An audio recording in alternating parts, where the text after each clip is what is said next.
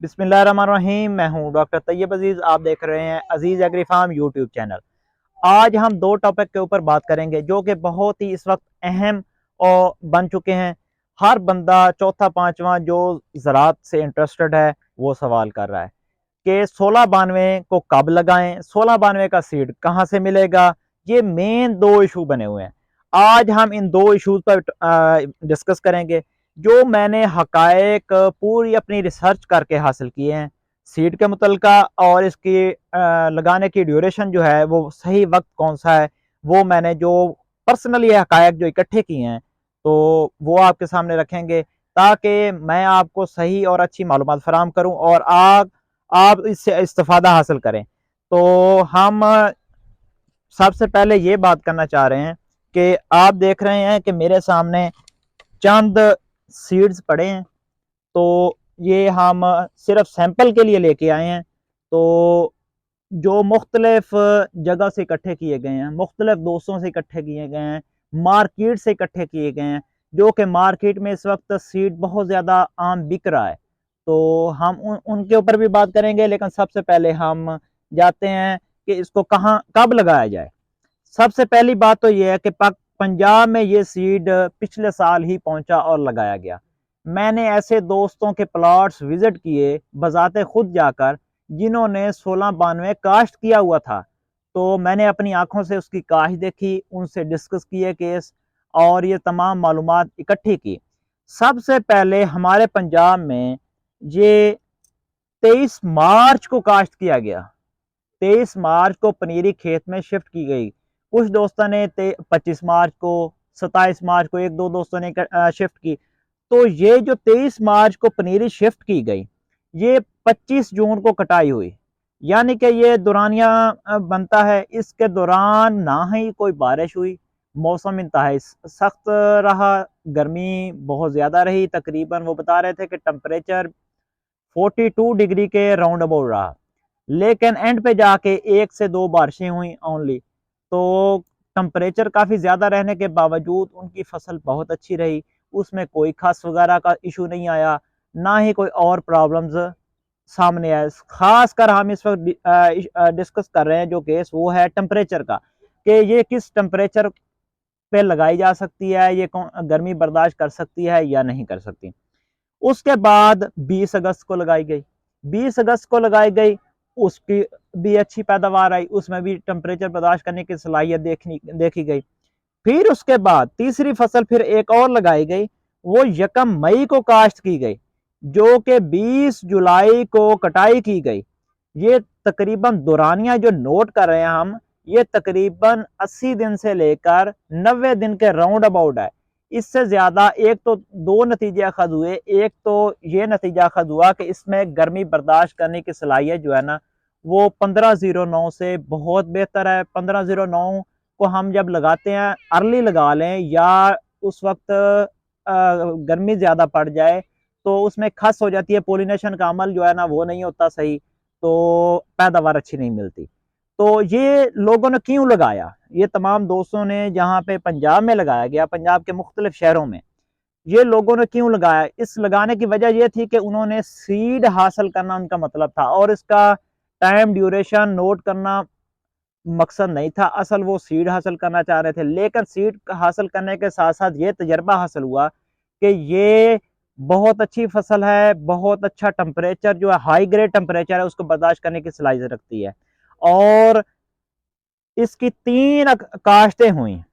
एक 23 मार्च को अर्ली काश्त, 1 मई को काश्त और 4 जुलाई को काश्त। 3 मेन नताइज अखज हुए और जुलाई को भी काश्त की गई। जो दोस्तों ने मुख्तलिफ हकायक दिए वो ये है कि 4 जुलाई से लेकर 15 जुलाई, 1 जुलाई से लेकर 15 जुलाई में इसका सही वक्त है काश्त करने का। लेकिन बहुत सारे दोस्त ऐसे हैं जो गंदम के बाद काश्त करना चाह रहे हैं, बहुत सारे दोस्त ऐसे हैं जो आलू की फसल की कटाई के बाद काश्त करना चाह रहे हैं, बहुत सारे दोस्त ऐसे हैं जो गन्ने की फसल के खेतों में काश्त करना चाह रहे हैं बहुत अर्ली। लेकिन जो मतलूबा नताइज मिले हैं ना वो ऐसे हैं कि इसमें गर्मी बर्दाश्त करने की सलाहियत बहुत अच्छी है। लेकिन बात यह है कि ये हर साल एक जैसी फसल नहीं हो सकती, हमेशा ट्रायल वो करना चाहिए जो साल साल का नतीजा किया गया हो। ज़्यादा ना सही तो 1-2 साल 3 साल का जो है ना एक्सपेरिमेंट वो सामने रख के काश्त करनी चाहिए। हमारे बहुत सारे दोस्त ऐसे हैं जो गंदम की काश्त के बाद मसलन अप्रैल के एंड में अप्रैल या मई को काश्त करना चाह रहे हैं और बहुत बड़ी तादाद में काश्त करना चाह रहे हैं। उनके लिए पैगाम ये है कि ये एक रिस्क है, आप बहुत ज़्यादा फसल काश्त ना करें, थोड़ी फसल काश्त कर लें, अच्छा सीड हासिल करें और उसके बाद आप काश्त करें। अगर आपकी फसल अच्छी होती है तो नेक्स्ट ईयर जो है आप इसको काश्त करें। बहुत सारे दोस्त इसकी 2 फसलें लेने चाह रहे हैं, यानी कि गंदम की कटाई के फ़ौरन बाद जो है 15 अप्रैल को 15 से 20 अप्रैल के दरमियान ये काश्त करना चाह रहे हैं और उसके बाद कटाई करने के बाद अगस्त के माह में इसकी कटाई होगी, अगस्त के माह में दोबारा इसको काश्त करना चाह रहे हैं या वो 1509 काश्त करना चाह रहे हैं दूसरी फसल जो है। तो उन सब के लिए ये मशवरा है मेरा कि आप कम खेत, ये रिस्की बात है, बाज़ दफ़ा लॉस हो जाता है, तो बाज़ दफ़ा बंदे की सलाहियत इतनी नहीं होती कि वो लॉस को बर्दाश्त कर सके। मेरा मशवरा ये है कि आप काश्त करें, अर्ली काश्त करना चाहते हैं तो याद रखें कि आपको सीड ओरिजिनल 1692 मिले, ये ना हो कि आपको कोई और सीड मिल जाए मसलन 1509 या कोई और ऐसा सीड है जो मार्केट में मुख्तलिफ लोग जो है ना जालसाजी से फरोख्त कर रहे हैं, तो आपको आपके साथ धोखा ना हो जाए, आपका बहुत बड़ा नुकसान ना हो। तो दूसरी बात की तरफ चलते हैं। ये तो 3 ड्यूरेशन बता दिए हैं जो हमारे पंजाब में पिछले साल एक्सपेरिमेंट हो चुके हैं, मैंने वो नतायज अखज़ की उनसे हासिल किए हैं और उसके बाद इसकी एवरेज की बात करते जाएँ। जो इसकी एवरेज है ना, वो जो उन्होंने अर्ली इसको काश्त किया ना, एक तो सीड की क्वांटिटी कम थी, बाज़ खेतों में ऐसे था कि उसके पौधों की तादाद पूरी नहीं थी, तो मुख्तलिफ इशूज़ की वजह से इसकी एवरेज वो नहीं हासिल हुई जो हम एक्सेप्ट कर रहे हैं या लोग चाह रहे हैं कि बहुत बड़ी एवरेज होगी। यानी कि 43 मन पर एकड़, 53 मन पर एकड़, इसके हिसाब से ये एवरेज काउंट की गई है, एवरेज जो है ना पर एकड़। तो ये उसकी मुख्तलिफ वजूहात हैं। अगर नेक्स्ट हम इसको काश्त करेंगे तो हम एक्सेप्ट कर रहे हैं कि इससे बहुत अच्छी पैदावार हासिल हो। अच्छा, दूसरा ये तो सवाल हो गया कि ये कब लगाएं, ये सवाल मुकम्मल हो गया। इसके बाद हम चलते हैं सीड की जानिब। अब सीड मैंने मुख्तलिफ लोगों से इकट्ठे किए हुए हैं सैंपल, ये आपके सामने और भी सैंपल्स पड़े हैं, तो ये काफ़ी सारे हैं। इसके अलावा सैंपल जो मार्केट से हासिल किए हैं, जो मैंने उन दोस्तों से हासिल किए हैं जो ओरिजिनल, जिन्होंने 100% प्योर है 1692, वो भी सीड हासिल किए हैं और मार्केट से भी सीड हासिल किए हैं। मैंने इसकी बहुत कोशिश की है जांच करने की कि ये सीड कौन सा अच्छा है कौन सा नहीं है। इसकी 2-3 निशानियां हैं। एवरेज ग्रेन लेंथ को देखें, इसका छिलका उतार कर इसकी रंगत को देखा जाए, लेकिन एक्सपर्ट बंदों को ये ट्रायल कराया गया है कि ये इनमें से पहचाने आप, 1692 की निशानियां बताई गई हैं, उसके बाद उन्होंने उनको बोला गया कि इसको पहचाने ये कौन सा सीड है, लेकिन वो कामयाब नहीं हुए 1692 के सीड को पहचानने में, क्योंकि इतना तजर्बात नहीं है अभी लोगों को। इंशाल्लाह नेक्स्ट जो हम ट्रायल कर रहे हैं इस साल, तो हमें सारे एक्सपेरिमेंट हो जाएंगे, ये तो हम पहचानने में कामयाब भी होंगे, लेकिन कोई खातर खा ऐसी निशानी मौजूद नहीं है कि हम सीड को पहचान सकें कि 1692 का कौन सा सीड है, या इसके अल्टरनेट उन्होंने 1509 को पैकिंग की हुई है, या कोई और सीड ऐसा है जो 1692 के नाम पे फरोख्त हो रहा है। तो कोई ऐसी पोजीशन या ऐसी सूरत मौजूद नहीं है कि हम इसको पहचान सकें। बाकी रही बात इसकी कि इसका जब हम खेत में शिफ्ट करेंगे, कुछ निशानियां ऐसी हैं कि हम उसको पहचान सकें। उसमें से ऐसे है कि इसका जो है ना जब मुंजर निकलती है, मुंजर के ऊपर जो अपना मेन लीफ होता है ना बड़ा, वो सीधा खड़ा रहता है और ज्यादा चौड़ा है 1509 की निस्बत। और जो है तना इसका है ना वो 1509 से ज्यादा मजबूत है। दाना जो है अगर इसको छीलें और इसका दाना निकालें, ग्रेन जो है उसका रंगत जो है ना उसकी वो सफेद है। और एवरेज ग्रेन जो वेट है उसको चेक किया जाए, एवरेज ग्रेन जो है ना 1000 दानों का जो है ना वो ट्रायल किया गया है, 1000 दाने निकाल के 1692 के जो 1000 दानों का वेट हुआ है वो 92 ग्राम हुआ है।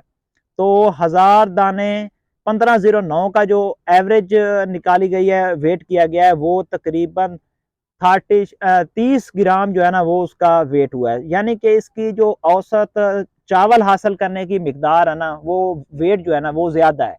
तो ये जो ऐसे ट्रायल है जो सिर्फ लैब में किए जा सकते हैं, आम बंदा नहीं कर सकता। उसके साथ साथ बाज़ दफ़ा फसल ऐसे काश्त होती है, उसमें पोटाश का कम इस्तेमाल करना, फर्टिलाइजर अच्छी ना इस्तेमाल करनी, उसमें भी ऐसे इश्यूज आ सकते हैं। मौसम का अंदेशा हो सकता है, ये कोई खास निशानी नहीं है। इसके साथ साथ ग्रेन लेंथ जो है ना वो इसकी ज्यादा है। ये भी वो निशानियां हैं जो कि सिर्फ लाइव ट्रायल के में हम कर सकते हैं, आम बंदा नहीं कर सकता। आप धोखा ना खाइएगा। अगर आप काश्त करना चाह रहे हैं तो आपको टाइम ड्यूरेशन भी बताई है कि ये तीनों टाइमों में काश्त किया जा सकता है। इसको जो एवरेज है वो 80 दिन से लेकर 85 दिन के दरमियान, इवन के 78 डेज में भी देखा गया है कि एक किसान ने 78 डेज में इसकी कटाई की है। जब खेत में शिफ्ट किया है, 22 दिन की पनीरी शिफ्ट किया है, उसके बाद 78 डेज में उसने हार्वेस्ट किया है। तो 80 दिन से 85 दिन की फसल है। आप इसको मैनेज करें। टेम्परेचर बर्दाश्त करने की सलाहियत ज़्यादा है। वो आपको बता दी कि जो हमारे पंजाब में ट्रायल हो चुका है, तीनों फसलें उसने ली हैं, तीनों फसलें ली गई हैं मुख्तलिफ किसानों ने। उसके साथ साथ असल वजह यह है कि अगर आपको 1692 की जगह 1509 का सीड दे दिया गया तो आपको नुकसान भी हो सकता है, क्योंकि 1509 में इतनी गर्मी बर्दाश्त करने की सलाहियत नहीं है। आप कम रकबे पे काश्त करें और अच्छा सीड हासिल करने की कोशिश करें ताकि मार्केट में धोखेबाज लोगों से बचें, तो आपको अच्छा सीड मिले। आप ट्रायल करें तो उसके बाद हम साम एक दूसरे को अच्छे मालूमात जो है वो एक दूसरे को दें ताकि हम नेक्स्ट कामयाबी से अच्छी एवरेज हासिल कर सकें। हमारे चैनल अजीज़ एग्री फार्म को सब्सक्राइब करें, बेल ऑन का बटन प्रेस करें ताकि हमारी वीडियो आप तक पहुंचती रहें। हम वो वीडियोस आप तक पहुंचाएंगे जो यकीनन हकायक पे मबनी हो। अल्लाह हाफिज़।